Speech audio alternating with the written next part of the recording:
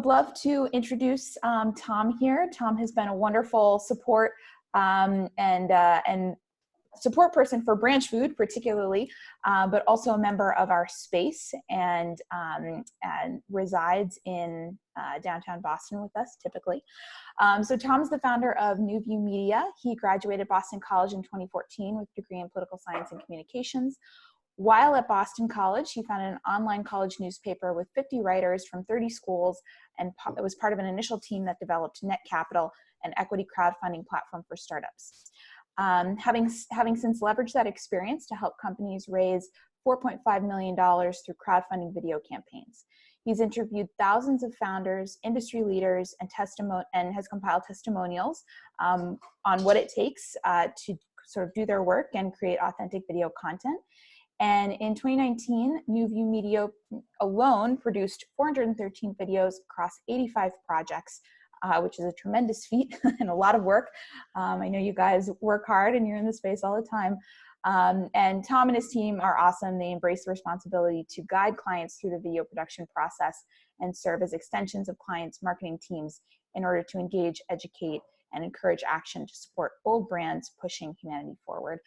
We're honored to have you, Tom. Thank you so much for being here, and feel free to take it away. It's an honor to be here, Lauren, and truly appreciate all the support Branchfood has lended to New View Media's growth for the past few years. Being at 50 Milk has been an awesome experience, and highly encourage people to come down when this era shifts. But focusing on this era and really specifically trying to help food brands, a little bit about us and how we specifically have helped food brands in the past. One of our coolest success stories has been helping Sated, Keto & Co.'s brand, launch their Kickstarter video campaign and develop a ton of video assets from which they've used over the past year. We've also helped Bevy do a lot of instructional videos on their products.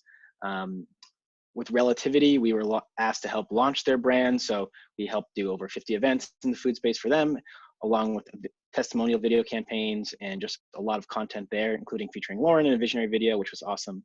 And primarily, we've also helped Branchfood in general capture a ton of event videography, marketing campaigns, photography of the space and events, and it's just been an awesome experience. And lately, if you guys have seen Bohana on Shark Tank, we helped produce the video that got them there.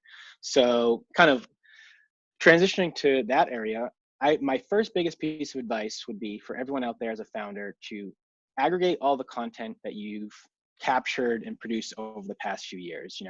We are doing that currently for Branchfood in terms of aggregating all the content we've captured so that we can reassess and reproduce the content, since it's harder to go out there and capture content in the field these days. But for example, Bohana, we used a lot of their existing video, photo assets to compile over an interview with Nadine that eventually got them on Shark Tank. So essentially, the assets you have could be really valuable to essentially lay over any self-recordings that you do.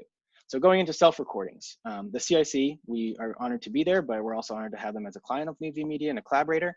So just this week, first time doing this, we personally, I zoomed in with the founder, Tim Rowe, and helped him do a self-video recording for the launch of their impact report, which just happened today.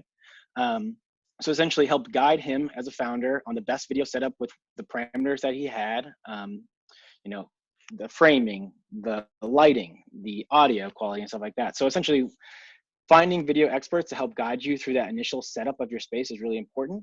And really, especially if you're using your phone as a video recording device, make sure you hold it horizontally so that it can be edited into full HD videos and also align really well with those assets, those existing video photo assets I was just talking about. So also having someone there during your self-recordings is really valuable as a scripting feedback per se. We really tend to shy away from advising clients to scripting out something completely and reading off, say, a teleprompter or reading off your screen, because your audience can really tell how authentically you're delivering the content, and not to mention your eyes will be caught going from line to line. So while every video we suggest having 3 to 5 main bullet points that you want to talk about, we think that having a script supervisor, someone there to communicate, interview you essentially is really valuable. We're more than willing to do that, but just having a trusted advisor there, even through Zoom, while you're doing your self-recording is super important. And while we're on the topic of phones, make sure to also record yourself through the primary camera of the phone So it's essentially not the screen side. The other side is the best camera on most phones these days. So if you're using your phone as your primary recording asset, essentially make sure that it's the not screen side and you're recording it horizontally. Those are two huge tips. Another strategy that we've taken from another Branchfood client, Open City. We've done, again, over 50 videos for Nick over the past year, but right now we've been editing a bunch of Zoom conferences that he's essentially Zoom recordings that he's self-recorded, giving a presentation and having himself in the corner, essentially, just like you can probably see me now right there.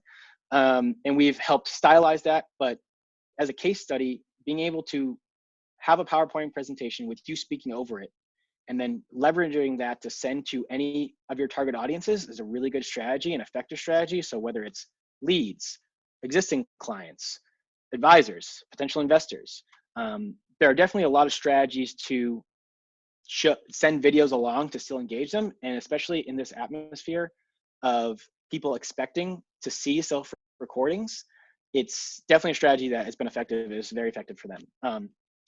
Another client of ours, Activo, while not necessarily in the food space, has really embraced a strategy of sending us these self-recordings. So we, within days, have edited those self-recordings to stylize them, add music, add graphics, essentially create a daily show, last week tonight style, where they're in the side, they're recording they did, but we added graphics on the other side. So that's another case study that whether you're editing it yourself or sending along to video experts, that's a strategy that's really effective, engaging, and fast turnaround time, where it's also very cost effective because the recording aspect is collaborative on. Another strategy that we're doing currently is animation. So since we can't necessarily go out and record a lot of stuff in the field, we've animated logos for clients. We've tried to bring concepts that aren't easy to, more abstract concepts to life via animation. So animation might not be currently the best option for your food brand, but maybe it is. If you have more of a technology based or more of a abstract concept that you're trying to demonstrate to a client, it's been an effective medium, and clients are currently asking us to do it. So we've seen it being pretty effective.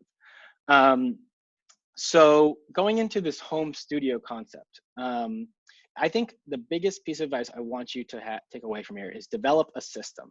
So you're set. I spent a few days before this trying to figure out the most effective set, most engaging set design in the place I currently am up in New Hampshire. So I thought this was the best because you can see there's even lighting across my face. There's minimal audio distractions going along, and the set is kind of dynamic. So you can go two strategies with the set and yourself in your home studio. You can either be very straightforward with a white background, which we've seen very effective, or not necessarily white background, but a solid background. Those definitely work and are very easy, very quick to turn around content. But sometimes you want to have a little bit more dynamic set like this. I didn't have to do too much work with this, but you see the relativity bottle is in the side. There's some audio gear, very simple stuff. But if you have a food brand, you can go into your kitchen. You can put your product around you. An idea we just came up with was having any banners or event signage that you currently have, leverage that, set it up beside you, make it a little bit homey, or aligned with your brand elements, so that it's just very coherent from the starting point. And then I touched on the phone or self-recording, horizontally using the back of your phone. But the two other things that really will increase your production quality is lighting and audio. So I mentioned even lighting is important. If you want to invest in a LED light, very affordable LED light, they're out there. If you're gonna really develop this strategy and you really want to embrace it, sometimes getting a small LED light will bring that production quality up astronomically. If you don't have natural lighting really available in your home or your current residence that you're self-quarantining, self-isolating within. The other thing is mic. So you might not even see it, but I have a mic on right now so that I can, even though this is a great Zoom recording, I want the highest quality audio personally as a video producer, and I have this camera actually recording in front of me. So I would say investing in a small off-camera, off-phone mic will raise your production quality. There's a brand called Tascam out there, TASCAM, that are $200 mics. They're I think really great because they self-level, so you don't really have to monitor them. They're great for events. They're great for anything. So long-term use would be great. But for any home studio equipment, I really recommend going to bnh.com. While you can go to Amazon for something cheaper, I think I purchased 95% or more of our professional media equipment from bnh.com. They're just really high quality, really great reviews, really great customer service. They're the place I would go to invest in any home studio equipment. So the last thing on there is stabilization and a tripod to a degree, or some type of phone holding tripod. I really think that that's going to raise your production quality a lot and make it really a lot easier on you. So that would be something else there. People notice stabilization. So even though in this era of self-recording at home, you do want to ideally raise at least one step above by doing these simple steps. But I do want to leave you with that. Develop a system. Try it out. My instincts are, say, you develop your primary video, which has 3 to 5 main talking points.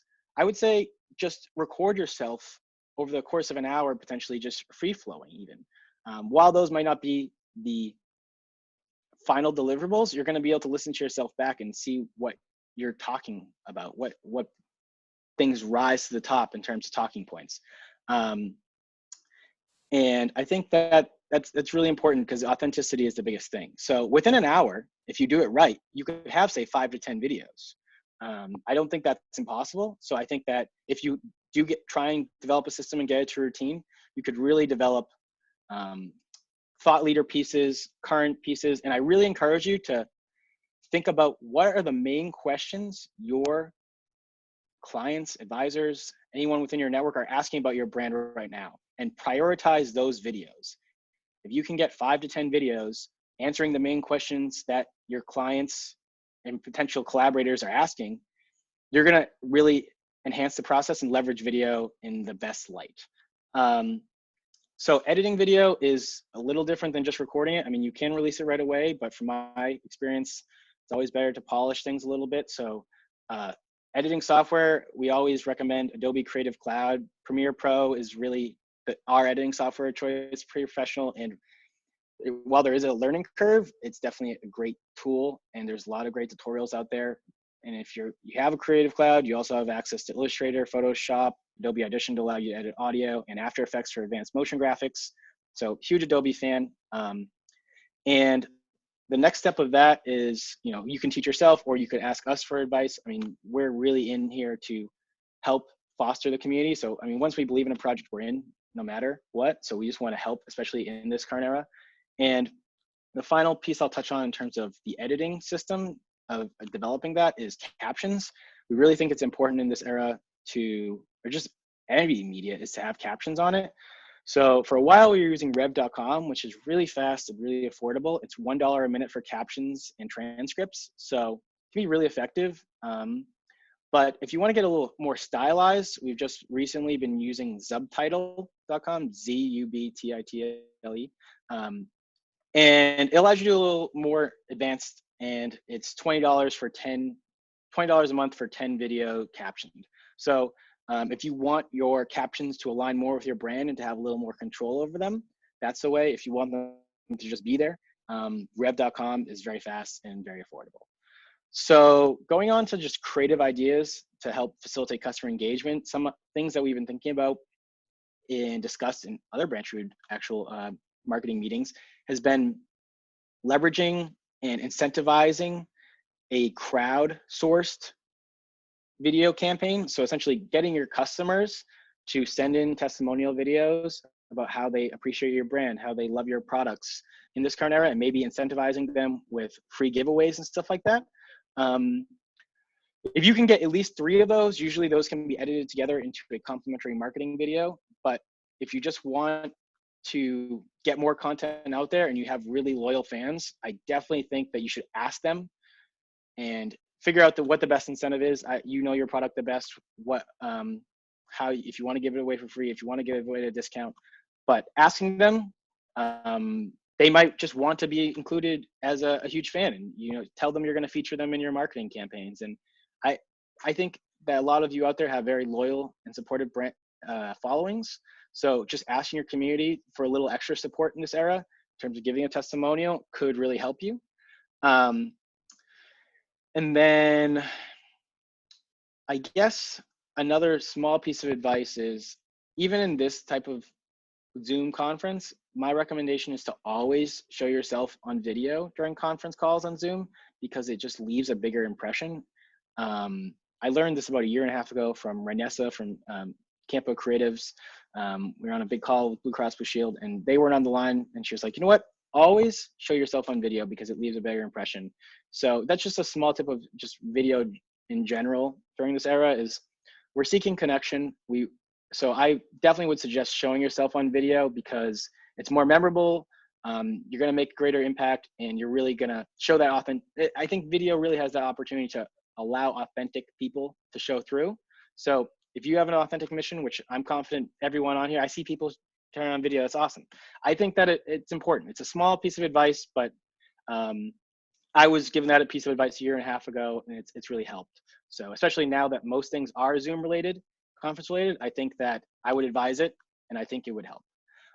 So I could keep going on. I'm gonna share my screen right now during this Q&A period, just of a highlight reel that hasn't been released of ours, just to like spark some ideas on how you could use video, or just, you know, videos we've created in the past. So want to open it up to questions. You know, we're here as a resource always, but I definitely think that you can develop a system in today's current COVID-19 era that allows you to turn out video content pretty fast, raise yourselves up as thought leaders in the space, and effectively just engage your target audience to do something and encourage action. So open to any questions. All right. All right, we'll open it up to questions. So if you have a question, feel free to submit it via chat or unmute yourself and you can ask away.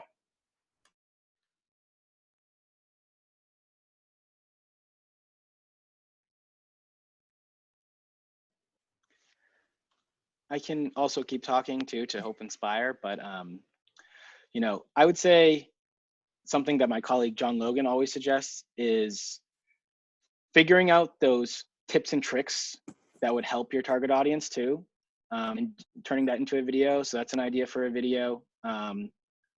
So, you know, whether it's been past blog posts or past communications with clients, advising them on how to do stuff, those could make great content. And it doesn't have to be long. Remember, the 1 to 2 minute videos, you know, that's a few sentences. So if you can come up with 3 to 5 bullet points that thoroughly give at least a insightful piece of action item to your audience or shows off your product, that's all you really need. And if you want to, try and always shoot under 1 minute, so then you can automatically post it to Instagram too. Subtitle allows you to resize for Instagram instantly, so that could be a helpful piece. Another to incentivize you all to go check out Subtitle as a potential useful software. So yeah, and then, you know, compiling that past content. So if you do the self recordings, at least you have engaging content to overlay over your self recordings too. That's relevant, whether that's a PowerPoint, whether that's a newly created graphic, whether that's past client testimonials, whether that's photos. Anything can help really create engaging video relatively easily. Hi, Tom. This is Melissa from Superfrau. Thanks so much for presenting today. I've been admiring your work from afar for a long time. So I appreciate it. I was about to do for the first time, I really don't like being the face of my company, but I realized like this is something that we have to take one for the team here. And I was going to do a video, like a cooking lesson. Cool. We are part of our brand identity is that we upcycle ingredients. So I was going to do a few things showing how you can upcycle things in your home, in your kitchen. And I immediately got stuck on some of the editing. So if we're doing a video over time and say like you start with one step and then you have to wait 30 minutes until the next one. Do you have advice for how to like put all of like, can I just use the software that like a Mac computer has for splicing together things. And do you have tips on how to go from one scene to the next when you're recording over time? I don't know if I'm using the right language Yeah, here, but I think that's great. I would say also experiment with the time lapse features in the phone to a Mhm, degree too, even if it's not the full time lapse, just a quick showing passage of time. mhm, Our style has always been get an interview, so get yourself recording of the whole process and then overlay the video to that so mhm. that it kind of naturally you audio hear what's happening, but you get the video. Doesn't have to be linear video, but the steps back to back. Okay. And iMovie should allow you to do that, put videos over videos. So as long as you have your starting interview clip, per se, your self-recording, Mhm, then you can just edit the best clips of the B-roll and just put it over. mhm. So iMovie should allow you to do that. I haven't worked in iMovie too much, but it is, I believe, multi layers. So that would be my suggestion.